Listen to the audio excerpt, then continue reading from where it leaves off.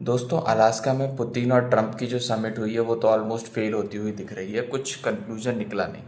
अब बात ये है कि रशिया चाहता है एक्सपेंशन करना।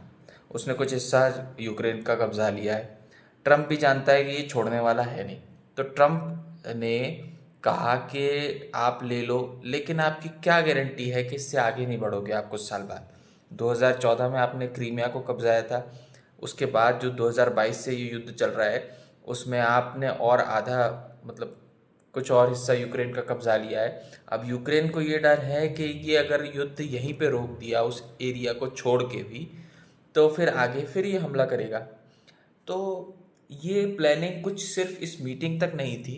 मुझे ऐसा लगता है कि अब क्योंकि 18th को यूरोपियन यूनियन जो है उसके लीडर्स जेलेंस्की से मिलेंगे, यूक्रेन के प्रेसिडेंट से। हो सकता है वो ये सजेस्ट करें कि आप जो कब्ज़ा लिया है रशिया ने आपका एरिया, उसको जाने दीजिए। हम आपको नाटो और अपने साथ यूरोपियन यूनियन में मर्ज करते हैं, और इसके बाद कोई भी कब अगर हमला होता है तो हम आपकी तरफ से फाइट करेंगे। अच्छा, ये युद्ध शुरू ही इसलिए हुआ था कि यूक्रेन चाहता था कि नाटो में मिल जाए।